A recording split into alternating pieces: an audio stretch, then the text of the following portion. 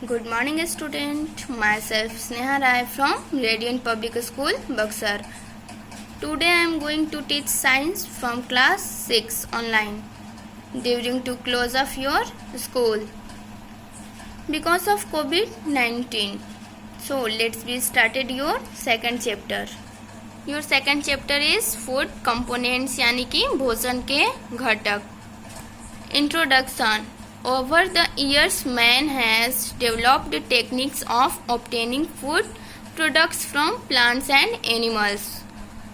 कुछ दिन से हम लोग देख रहे हैं कि जो मनुष्य हैं वो अनेक तरह के टेक्निक्स का विकास कर रहे हैं भोजन प्राप्त करने के लिए, भोजन के उत्पादन के लिए फ्रॉम प्लांट्स एंड एनिमल्स, पौधों और जानवरों से. We also have learned that on balanced diet.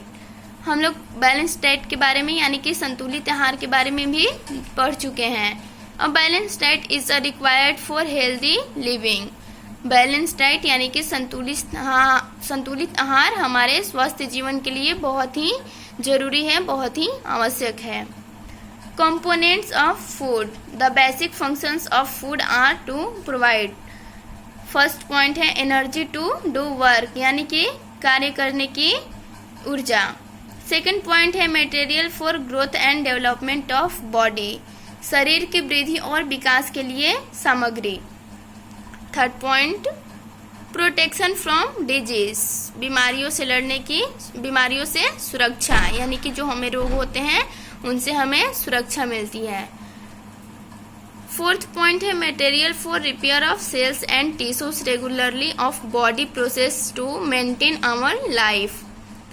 Material for repair यानी कि हमारे जीवन को बनाए रखने के लिए शरीर की कोशिकाएं एवं ऊतकों के लिए आवश्यक सामग्री. The process of consumption and utilization food is known as nutrition. The process यानी कि भोजन की खपत और उपयोग की प्रक्रिया के रूप में जाने जाने वाले तत्वों को हम लोग पोषक तत्व के नाम से जानते हैं. फूड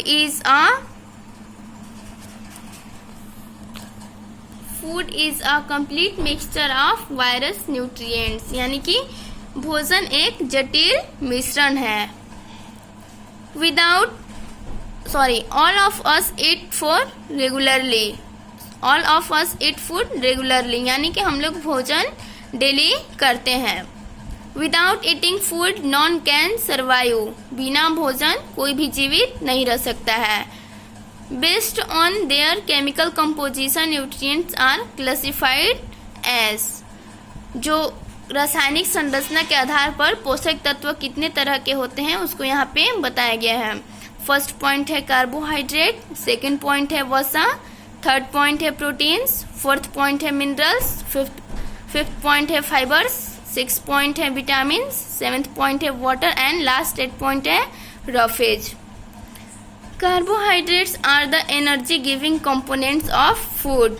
कार्बोहाइड्रेट्स यानी कि जो हमारा फर्स्ट पॉइंट कार्बोहाइड्रेट्स हैं वो energy giving components of food. वो एनर्जी यानी कि ऊर्जा देने वाला पदार्थ का अवयव है. They are present in rice जो कि चावल में उपस्थित होता है. Wheat, potato, fruits, sugar, milk etc. गेहूं, आलू, फल, चीनी और दूध इत्यादि. All these food items contains carbohydrates in the form of starch. All these food items जितने भी तरह के भोज्य पदार्थ होते हैं वो कार्बोहाइड्रेट से मिलके बने होते हैं. Others are in the form of sugar and cellulose. और बाकी जो होते हैं वो शुगर और सेल्यूलोज से बने होते हैं. Proteins are needed by us for body building. Proteins यानी कि प्रोटीन्स हमारे लिए क्यों जरूरी है, हमारे शरीर के वृद्धि के लिए प्रोटीन्स क्यों जरूरी है. They are necessary for our growth, repair as well as regulating various body functions such as digestion. They are necessary ये हमारे लिए आवश्यक है फॉर आवर ग्रोथ हमारे वृद्धि के लिए, repair as well as regulating various body यानी कि शरीर में जितने भी तरह के कार्य होते हैं जैसे कि पाचन क्रिया.